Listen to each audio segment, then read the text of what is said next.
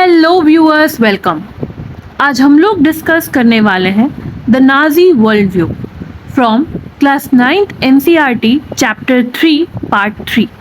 अगर आपने इसके पहले के 2 वीडियोस नहीं देखे हैं चैप्टर 3 से, so you can check that out in the world history playlist section. Now coming to this chapter, the Nazi world view. Okay, so इस चैप्टर में हम क्या पढ़ने वाले हैं कि नाजी कैसे बिलीव रखा करते थे, क्यों किसी ने हिटलर को क्वेश्चन नहीं किया, ये सारी चीज़ों के बारे में हम पढ़ेंगे। Crimes that Nazis committed were linked to a system of belief and a set of practices। Nazi जो भी क्राइम कर रहे थे वो एक सिस्टम ऑफ बिलीफ, वो एक विचारधारा का एक पार्ट था, ठीक है, और कुछ प्रैक्टिसेस जो चला रही थी उसका एक पार्ट था। Nazi ideology was synonymous with Hitler's world view, और नाजी वही मानते थे जो हिटलर माना करते थे, क्योंकि हिटलर नाजी के लीडर थे। According to this there was no equality between people, लोग इक्वल नहीं हैं ऐसा ये मानते थे। क्यों? But only a racial hierarchy, क्योंकि इनका मानना था कि कुछ रेसेस हैं, कुछ लोग हैं जो दूसरे लोगों के ऊपर है ना, और इसको ये लोग अलग अलग थ्योरीज से भी प्रचार करते थे, साइंटिफिक थ्योरी को तोड़ मड़ोड़ के, जैसा हमने पुराने 2 लेक्चर्स में ऑलरेडी बताया है ना, कि चार्ल्स डार्विन की या हर्बर्ट स्पेंसर की जो survival of the fittest theory है, या चार्ल्स डार्विन की जो इवोल्यूशन थ्योरी है, उसको ये यूज़ किया करते थे नाजी और हिटलर। जैसे चार्ल्स डार्विन की थ्योरी है ना कि इवोल्यूशन हुआ, तो हिटलर ये मानते थे और नाजी भी कि सबसे ज़्यादा इवॉल्व्ड स्पीसीज कौन है, ह्यूमन बींग्स में सबसे अधिक इवॉल्व्ड कौन है, तो कौन है सबसे ज़्यादा इवॉल्व्ड? आर्यंस। और आर्यंस भी कैसे? Nordic Aryans, Nordic German Aryans जो है ये सबसे ज़्यादा इवॉल्व्ड है। और इसके बाद हर्बर्ट स्पेंसर की साइंटिफिक थ्योरी है सर्वाइवल ऑफ द फिटेस्ट, तो इसमें ये मानते हैं कि क्योंकि नॉर्डिक जर्मन आर्यंस जो हैं ये सबसे ज़्यादा क्या है, इवॉल्व्ड हैं, इसलिए ये सबसे ज़्यादा फिट हैं पूरी दुनिया पर राज करने के लिए, पूरी दुनिया की रिसोर्सेस को यूज़ करने के लिए, है ना। In this view blonde blue-eyed Nordic German Aryans were at the top। तो इनका मानना था कि दुनिया में सबसे ऊपर कौन हो सकते हैं ह्यूमन बींग्स में, ह्यूमन में सारे तो बराबर नहीं है, सबसे पहले इनका ये मानना है। तो अगर बराबर नहीं है तो एक हायरार्की स्टैब्लिश होगी, हायरार्की में सबसे ऊपरी हिस्सा कौन ऑक्यूपाई करेगा भाई, तो नॉर्डिक जर्मन आर्यंस, ये जो है ये टॉप पर है, ठीक है। और सबसे नीचे कौन है, लोएस्ट पे कौन आ जाते हैं? सबसे ज्यादा प्रॉब्लम किससे थी भाई? ज्यूज से थी, तो ज्यूज जो है वो लोएस्ट हो जाएंगे, ठीक है। So this is it. They came to be regarded as anti race, Jew को तो बोल दिया कि इंसान कहलाने के भी लायक नहीं है, आर्क एनिमीज हैं आर्यंस के। ज्यू को पहले हेट्रेड ये फैला रहे हैं, ठीक है, लेकिन नाजी फैला रहे हैं ज्यूज के बारे में, या फिर नॉर्डिक जर्मन आर्यंस जो अपने आप को मान रहे हैं वो फैला रहे हैं, पर ये क्या कह रहे हैं कि ज्यूज जो है वो एनिमी हैं आर्यंस के, ठीक है, वो एंटी रेस है। इसके ऊपर फिर क्या होता है, all other coloured people placed in between depending upon their external features. फिर कैसा कोई दिख रहा है उसके अकॉर्डिंग जो है सबसे बेस्ट पे कौन है, अगर हम एक स्केल पर देखें तो सबसे बेस्ट पर इनके लिए कौन है, तो सबसे बेस्ट पे है नॉर्डिक जर्मन आर्यंस, ठीक है, और सबसे लास्ट में कौन है, सबसे लास्ट में है ज्यूज। और इनके अलावा पूरे दुनिया के लोग जो है इनके बीच में प्लेस्ड है, डिपेंडिंग ऑन क्या फेशियल फीचर है, कैसे दिखते हैं, इन्हीं पर। और Hitler racism borrowed from thinkers like Charles Darwin and Herbert Spencer. Darwin was a natural scientist who tried to explain the creation of plants and animals through the concept of evolution and natural selection। तो Darwin से Hitler ने अपने racism को बोरो किया था। पर Darwin कौन थे? डार्विन एक नेचुरल साइंटिस्ट थे जो ये कहना चाह रहे थे कि दुनिया में अलग अलग प्लांट और एनिमल कैसे आए, इवोल्यूशन से आए, पुराने प्लांट या पुराने एनिमल से इवॉल्व होकर के नए प्लांट नए एनिमल आए, and over the term nature में वही प्लांट या एनिमल टिक पाए जो स्ट्रॉन्ग थे, जो केपेबल इनफ थे कि टिक पाए। इसी को फर्दर एक्सप्लेन करते हुए हर्बर्ट स्पेंसर ने आइडिया दिया था सर्वाइवल ऑफ द फिटेस्ट की, है ना। तो इस दोनों को हिटलर ने यूज कर लिया। कैसे? जैसा मैंने अभी जस्ट बताया कि सबसे ज्यादा नेचुरल सिलेक्शन दुनिया ने किसका किया है? आर्यंस का किया है, नॉर्डिक जर्मन आर्यंस, है ना। तो हिटलर का कहना है कि दीज आर द पीपल जिनका नेचुरल सिलेक्शन हुआ है, they are the best people, ठीक है। और इसके बाद फिर हिटलर क्या कहते हैं कि क्योंकि Nordic German Aryan best people है, तो इनके बाद फिर क्या हो जाता है? इनको नेचर ने सेलेक्ट किया है पूरे वर्ल्ड को रूल करने के लिए। कॉन्सेप्ट ऑफ इवोल्यूशन से ही हिटलर क्या करते हैं? साइंटिफिक थ्योरी को आप देख पा रहे हैं कैसे हिटलर तोड़ मड़ोड़ रहा है ना, कि नॉर्डिक जर्मन आर्यन सबसे ज्यादा इवॉल्व है और इसीलिए नेचुरल सिलेक्शन इन्हीं का हुआ है, पूरे दुनिया पर राज करने का हक इसलिए इन्हीं का है, पूरे दुनिया के रिसोर्सेज को यूज करने का हक इसलिए किनके पास है? नॉर्डिक जर्मन आर्यंस के पास। और हर्बर्ट स्पेंसर की आगे की जो थ्योरी थी, चार्ल्स डार्विन की थ्योरी में ऐड ऑन किया था हर्बर्ट स्पेंसर नाम के साइंटिस्ट ने, सर्वाइवल ऑफ द फिटेस्ट की आइडिया, कि इस दुनिया में वही सर्वाइव कर पाएगा जो फिटेस्ट है, जो एडवर्स सिचुएशन में अपने आप को बेस्ट तरीके से ढाल ले। तो हिटलर का मानना है कि फिटेस्ट कौन है? फिटेस्ट है नॉर्डिक जर्मन आर्यंस। क्यों है नॉर्डिक जर्मन आर्यन फिटेस्ट? क्योंकि उन्होंने क्या किया है? उन्होंने मैक्सिमम इवोल्यूशन को क्या किया है? गो थ्रू किया है ना। According to this idea, only दो species survived on earth that could adapt themselves to changing climatic condition. We should bear in mind that Darwin never advocated human intervention in what he thought was purely natural process of selection. However, his ideas were used by racist thinkers and politicians to justify imperial rule over conquered people. Nazi argument was simple: strongest race would survive and weak race would once perish. The Aryan race was the finest. It had to retain its purity, become stronger and dominate the world. जो Charles Darwin के theory को ये further use भी करते हैं कि दुनिया में वही सरवाइव करेंगे जो स्ट्रॉन्गेस्ट रेस है, क्योंकि सर्वाइवल ऑफ द फिटेस्ट की बात है, तो नेचर किसे सेलेक्ट करेगी? बस उसे जो फिटेस्ट है। तो ऐसे में फिर ये क्या कहते हैं कि नेचर किसको सेलेक्ट करेगी यहाँ पर? तो ये कहते हैं कि नेचर आर्यन को सेलेक्ट करेगी, क्योंकि आर्यन फाइनेस्ट स्ट्रॉन्गेस्ट रेस है। और इसीलिए ये क्या बोलते हैं कि आर्यंस को जो है ना, आर्यन शुड क्या?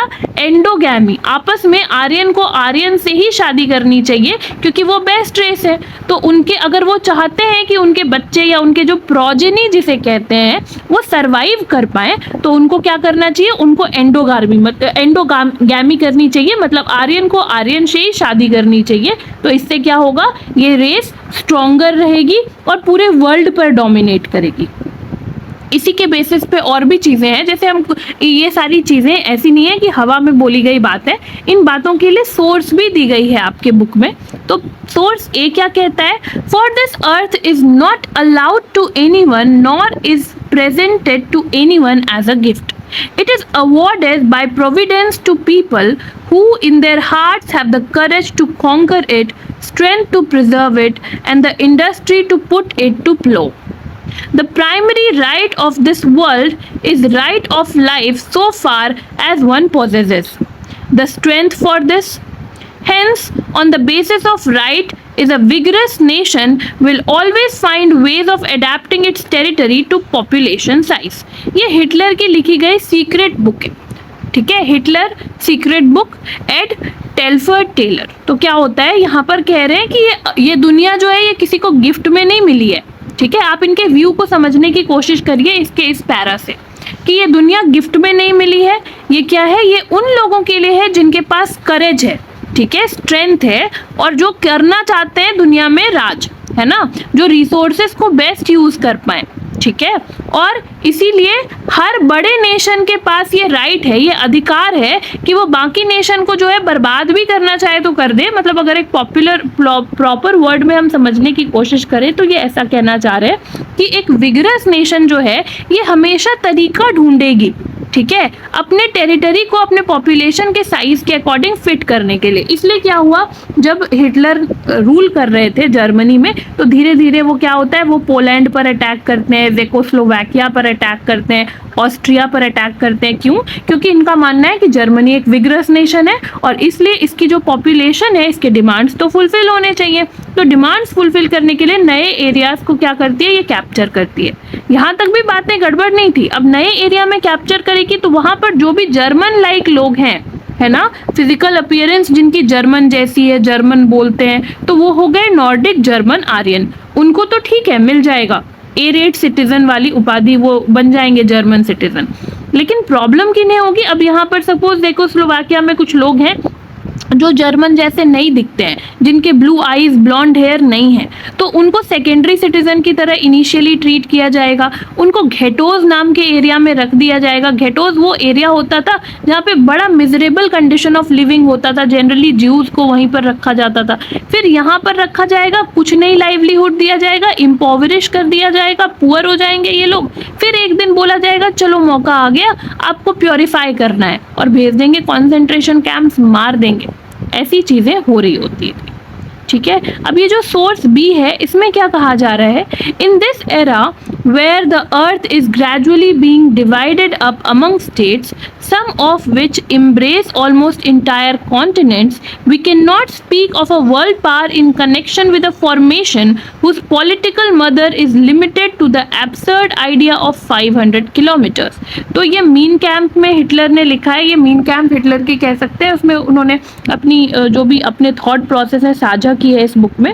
तो मीन कैंप में हिटलर ने ऐसा लिखा है कि ये समय जब सारे नेशन बड़े बड़े हो रहे हैं, डिवाइड हो रहे हैं, है ना, स्टेट्स में, ठीक है, और कुछ कुछ नेशन इतने बड़े हो गए हैं कि पूरा का पूरा कॉन्टिनेंट उन्होंने अक्वायर किया हुआ है, तो हम लोग बस 500 किलोमीटर के एरिया में फैल करके ये नहीं मान सकते हैं कि हम पूरी दुनिया पर कैप्चर कर पाएंगे, है ना। मतलब हमें ज़्यादा से ज़्यादा टेरिटरी अक्वायर करनी चाहिए, ऐसा हिटलर का कहना है।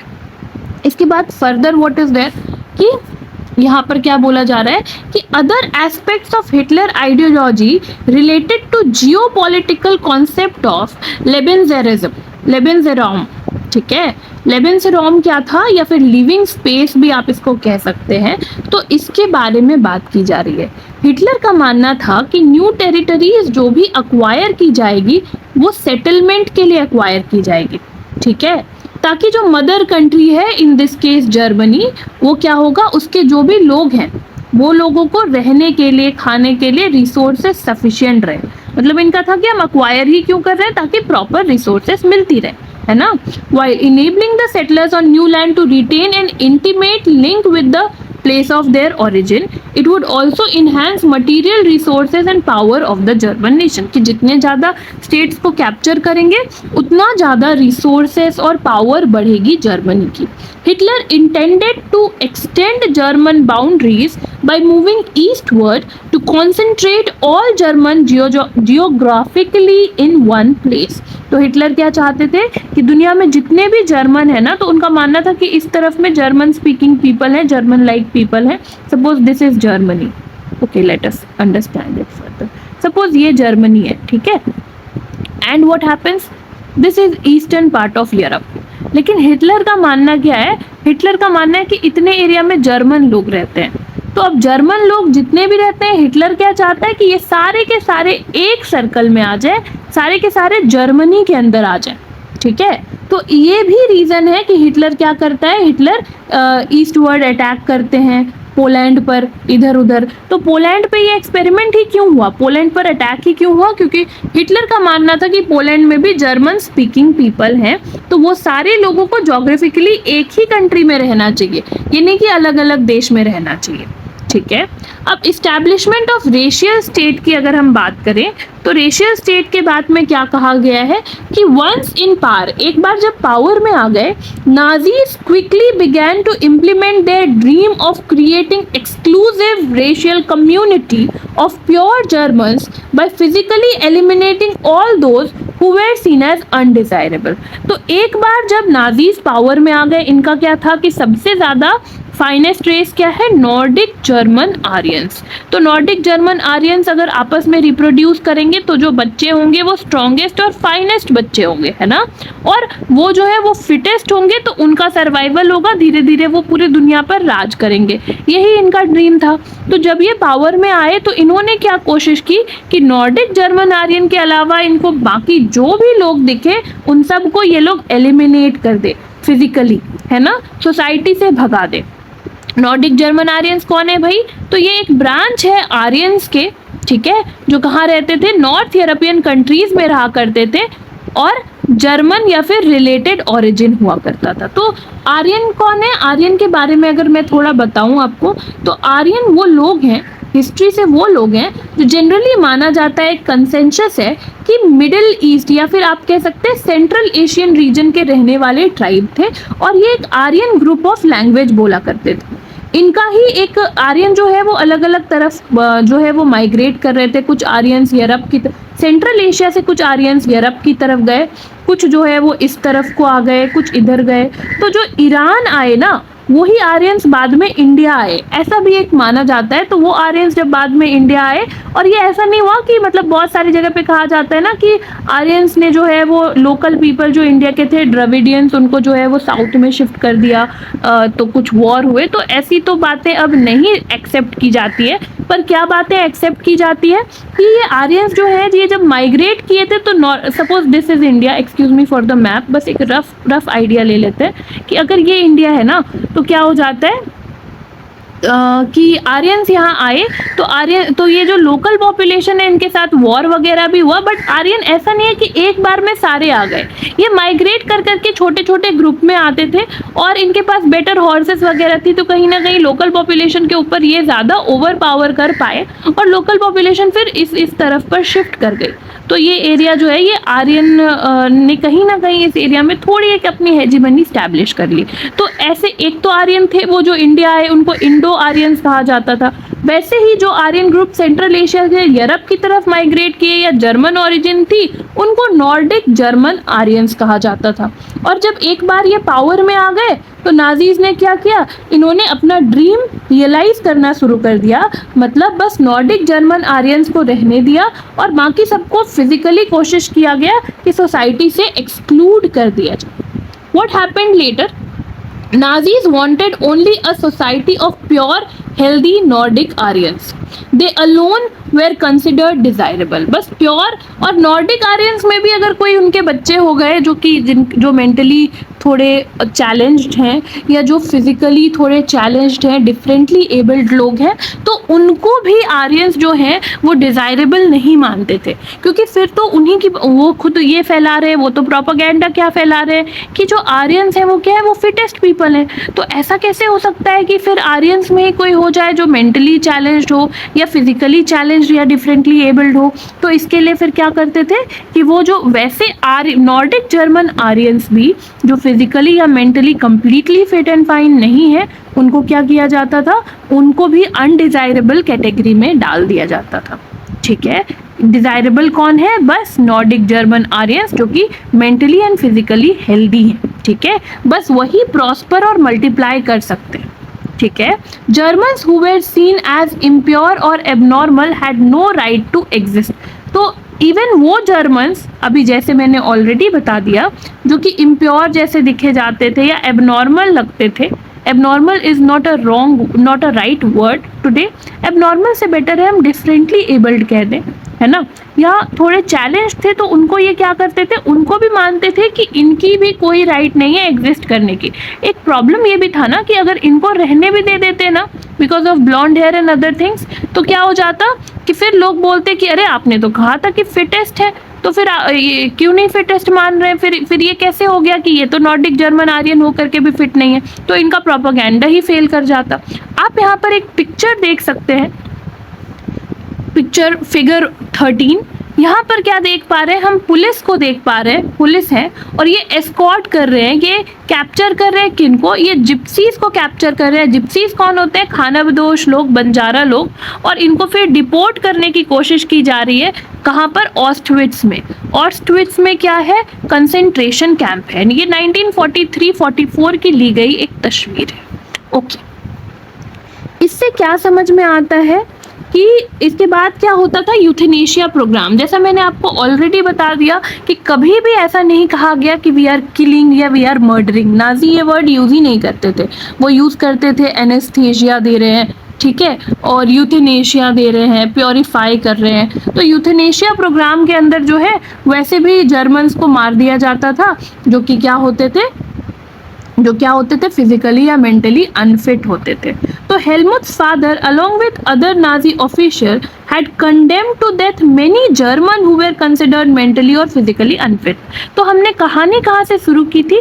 हमने हेलमुथ की कहानी शुरू की थी कि हेलमुथ के पिता ने सुसाइड कर लिया जब वर्ल्ड वॉर 2 जर्मनी हार गई थी। तो हेलमुथ के पिता कौन थे? हमें बाद में पता चला कि वो एक नाजी सोल्जर हुआ करते थे। तो हेलमुथ के पिता और उसके जैसे बाकी सारे लोग, इन्होंने क्या किया हुआ था, जितने भी German, Nordic German fit Aryans थे, उन्होंने क्या किया था, बहुत सारे जर्मन्स को भी मार दिया था जो कि मेंटली या फिजिकली अनफिट थे, और कहते थे क्या, हम यूथनेशिया दे रहे हैं, मतलब हम मर्सी किलिंग कर रहे हैं ना, कि ये अच्छा लाइफ तो नहीं जी पा रहे है ना, ये अच्छा लाइफ नहीं जी पा रहे हैं, तो फिर हम लोग क्या कर रहे हैं, we are mercy killing these people. ठीक है, कि इनके खुशी के लिए इनको मार दे रहे हैं कि अच्छी लाइफ तो नहीं है। Euthanasia is mercy killing. Jews were not the only community classified undesirable. Jews जो है वो एकमात्र ऐसी कम्युनिटी नहीं थी जो अनडिजायरेबल थी। इसके अलावा जिप्सीज जो थे, जिप्सीज कौन थे, अभी जस्ट बताया, खानाबदोश लोग, बंजारा लोग, and blacks living in Nazi Germany, जो भी लोग थे जो रेशियली ब्लैक या फिर डार्क कॉम्प्लेक्शन लोग थे, ठीक है, उनको भी इंफीरियर मानते थे। ठीक है, और उनको थ्रेट किया जाता था कि आप बायोलॉजिकली प्योर नहीं हैं। ठीक है, और आप अगर रहेंगे साथ में, और आर्यंस भी हैं इसी सोसाइटी में, तो अगर कभी कोई भी आर्यन जो है वो किसी भी ज्यूज या किसी भी जिप्सी या किसी भी किसके साथ, किसी भी डार्क कॉम्प्लेक्शन इंडिविजुअल के साथ जो है वो शादी कर लेते हैं एंड दे हैव किड्स, तो क्या होगा, आर्यन की प्योरिटी, रेशियल प्योरिटी जो है वो बर्बाद हो जाएगी। इसलिए इन लोगों को भी ज्यूज के अलावा काफ़ी परसिक्यूट किया गया, पनिश किया गया जर्मनी में हिटलर के राज के दौरान। इवन रशियन और पोल्स, पोल्स कौन हो गए, पोलैंड में रहने वाले लोग, रशियंस हो गए रशिया में रहने वाले लोग, या फिर उस समय यूएसएसआर में रहने वाले लोग, इनको भी सब ह्यूमन माना जाता था और कहा जाता था कि इनको भी जीने का, इंसानियत का कोई अधिकार नहीं है। जब जर्मन्स ने पोलैंड को ऑक्यूपाई किया और रशिया के पार्ट को ऑक्यूपाई किया, तो वहाँ के सिविलियंस को क्या किया, कैप्चर किया और गुलाम बना दिया और ज़बरदस्ती लेबर करवाया। इससे ये समझ आ गया कि रशियंस और पोलैंड के भी लोगों को क्या था, जिंदा रहने का या फिर अच्छे से जीने का हक ये नहीं मानते थे कि है। ज्यूज जो है वो, लेकिन बाकी सबके कंपैरिजन में सबसे ज़्यादा बुरा सफ़र किया किसी ने, तो that was Jews. They were the worst sufferers in Nazi Germany. Nazi hatred of Jews had a precursor in traditional Christian hostility towards Jews. मैंने फर्स्ट लेक्चर जब लिया था इस चैप्टर पर, तो मैंने तभी ये बताया था कि क्रिश्चियन एंड ज्यूज में क्या होता है, they don't go along very well.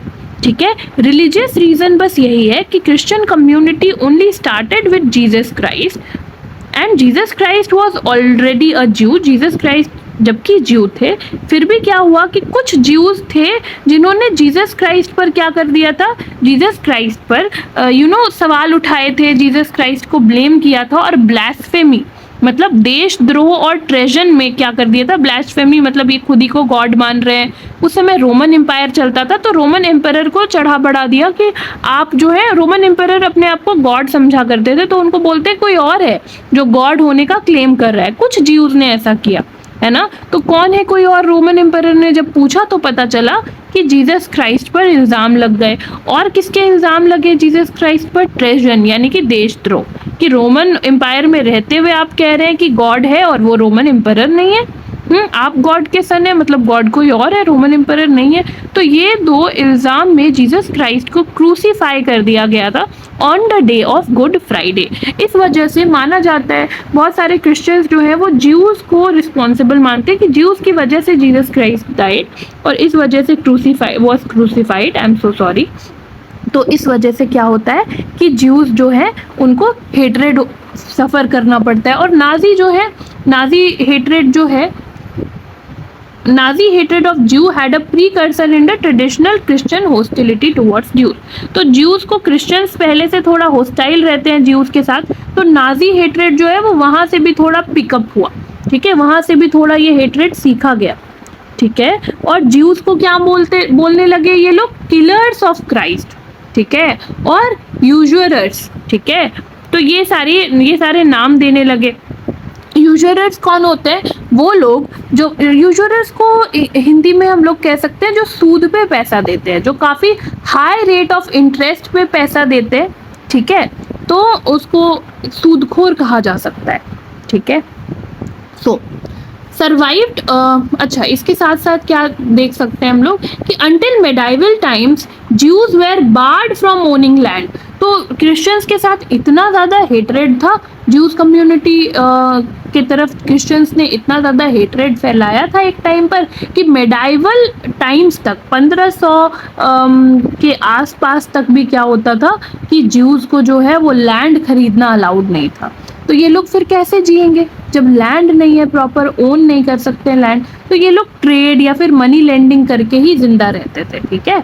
और ज्यूज कौन से एरिया में रहने लगे जर्मनी में, तो जर्मनी में भी और इधर उधर भी ज्यूज कैसे एरिया में रहते थे, सेपरेटली मार्क्ड एरियाज होते थे जिनको क्या कहा जाता था, घेटोज कहा जाता था, ठीक है। तो घेटोज जो है वो नॉर्मल सोसाइटी से थोड़ा दूर रहती थी, आउटस्कर्ट्स ऑफ द सिटी में रहा करती थी, ठीक है, पॉश एरिया नहीं होता था। इसके साथ साथ इनको जो है पीरियोडिक ऑर्गेनाइज्ड वायलेंस होता था जिससे इनको लैंड से भगा दिया जाता था, परसिक्यूट कर दिया जाता था। तो हिटलर का जो हेटरेट था ज्यू का, वो पहले तो उससे पहले ज्यूज को फिर भी काफ़ी कुछ उससे पहले भी सहना पड़ा है, ठीक है। और लेकिन हिटलर की जो हेटरेट थी ज्यू की was based on pseudo scientific theories of race which held that conversion was no solution to the Jewish problem. It should be solved only through their total elimination. तो कुछ एक ऐसे फालतू scientific thoughts थे जिनकी कोई proper beckoning नहीं थी, जिनको प्रॉपर बैकअप नहीं था साइंस की तरफ से, बस स्यूडो झूठी फूटी साइंटिफिक थ्योरी थी कि ज्यूज रेस तो काफ़ी इम्प्योर है, काफ़ी बेकार है, काफ़ी अनफिट है। अब ये किसी और के साथ अगर नेक्स्ट जनरेशन को रिप्रोड्यूस करते हैं तो क्या हो जाएगा, वो नेक्स्ट जनरेशन में भी ज्यूज का रेस इतना बेकार है कि नेक्स्ट जनरेशन भी प्रॉपर नहीं होगा, फिट नहीं होगा। और इसलिए हिटलर क्या मानते थे कि एकमात्र सॉल्यूशन क्या है ज्यूइश प्रॉब्लम का, कि ज्यूज लोगों को टोटली एलिमिनेट कर दिया जाए। तो 1933 से लेकर 1938 तक नाजी ने जो है पूरा टेरर फैला दिया। इन्होंने पॉपुलराइज और सेग्रीगेट कर दिया ज्यूज को जो है ना नॉर्मल सोसाइटी में नहीं रहने दिया, उनको अलग सोसाइटी दे दी, ठीक है। और उनको फिर क्या कहा, इनको कहा कि आप जर्मनी छोड़ करके चले जाओ। यहाँ तक 1933 से 38 तो ऐसा हुआ, अलग सोसाइटी में रहो, जर्मनी छोड़ करके चले जाओ। बट 1939 से 45 में क्या हुआ कि इनको क्या कर दिया गया, कंसंट्रेशन कैंप्स में कंसंट्रेट करके फिर इवेंचुअली गैस चेम्बर्स में मार दिया जाने लगा पोलैंड में। This was all about it. अच्छा, हमने कुछ वर्ड्स जो मैंने ऑलरेडी बता दिए उसकी यहाँ पर मीनिंग दी हुई है कि जिप्सी क्या होती है। जिप्सी एक कम्युनिटी होती है, ठीक है। जैसे यहाँ पर सिंती और रोमा जो है ये दो कम्युनिटीज़ कही गई है जिप्सीज़ की। बहुत सारे जिप्सीज़ जो है वो अपनी ओरिजिन को इंडिया से ट्रेस करते हैं। बट आपको क्या, आप अगर सिंपली समझना चाहो तो जिप्सी जो है वो कौन होते हैं, जिप्सी वैसे कम्युनिटी होते हैं जो कि थोड़ा बंजारा लाइफस्टाइल जिया करते थे उस समय जर्मनी में, तो उनको जिप्सी कहा जाता था। हाँ, इनकी ओरिजिन जो है वो इंडिया से भी ट्रेस बैक की जा सकती है। ओके, पॉपुलराइज्ड मतलब कि जिसको पूरा पॉवर्टी की तरफ मोड़ दिया जाए, बहुत ही गरीब कर दिया जाए, कोई रिसोर्स ही नहीं दोगे ओन करने, लैंड नहीं दोगे, लैंड अगर उनका है तो वहाँ से भगा दोगे, रिसोर्सेस ले लोगे, तो वो क्या हो जाएंगे, वो पॉपुलराइज्ड हो जाएंगे। पॉपुलराइज्ड यानी कि एब्सोल्यूट पॉवर्टी की तरफ पहुँच जाएंगे। परसिक्यूशन क्या होता है, persecution is systematic organised punishment of those belonging to a group. किसी एक ग्रुप या रिलीजन के लोगों को सिस्टमैटिकली या ऑर्गेनाइज करके अगर पनिश किया जाए तो उसको क्या कहते हैं, परसिक्यूशन कहते हैं। और यूजुअर्स होते हैं मनी लेंडर्स जो कि बहुत ज़्यादा रेट ऑफ इंटरेस्ट चार्ज करते हैं। ओके, अब हम समझते हैं रेशियल यूटोपिया को। रेशियल यूटोपिया क्या है। Under the shadow of war Nazi proceeded to realise their murderous racial idea.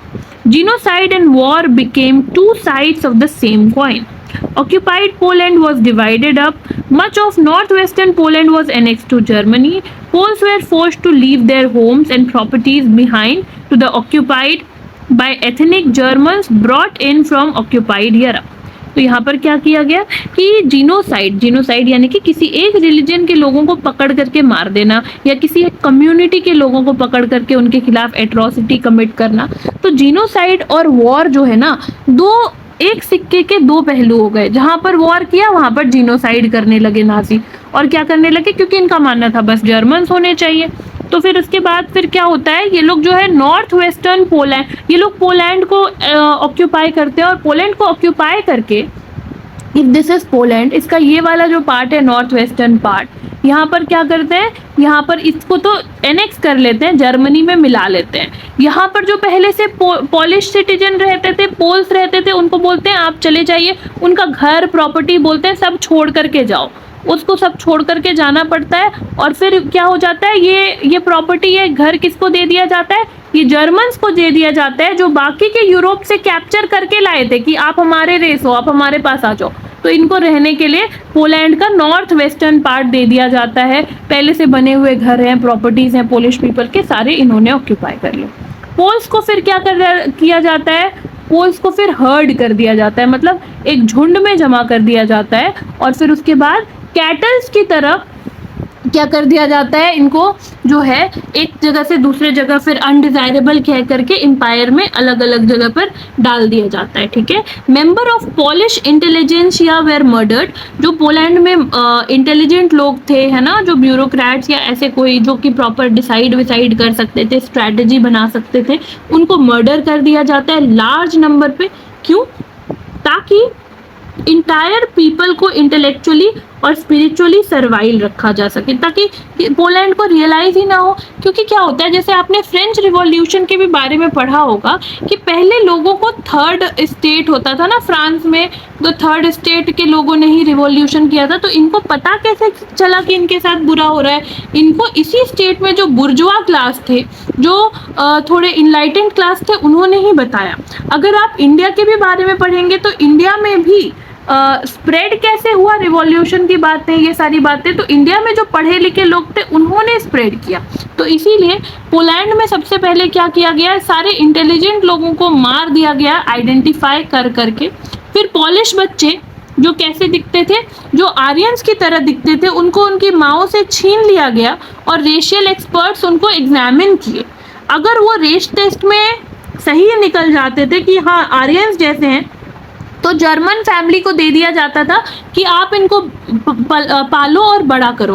और अगर वो रेस टेस्ट में बाय चांस फेल कर गए तो उनको फिर ऑर्फनेज में धकेल दिया जाता था, जहां वो उनकी लाइफ बर्बाद हो जाती थी। बड़े बड़े घेटोस बने होते थे, गैस चेम्बर्स होते थे, जहां पर गवर्नमेंट जो है वो ज्यूस को किल किया करती थी और बाकी लोग जो उनके इंटरेस्ट को सर्व नहीं करते उनको किल किया करती थी। So this is, you can see, this is one of the freight cars. ये एक फ्राइट कार है जिसको यूज किया जाता था ज्यूस को डेथ चेम्बर तक पहुंचाने के लिए। ओके, अब स्टेप्स टू डेथ भी पढ़ लेते हैं, then this chapter will end. तो इसमें बहुत कुछ है।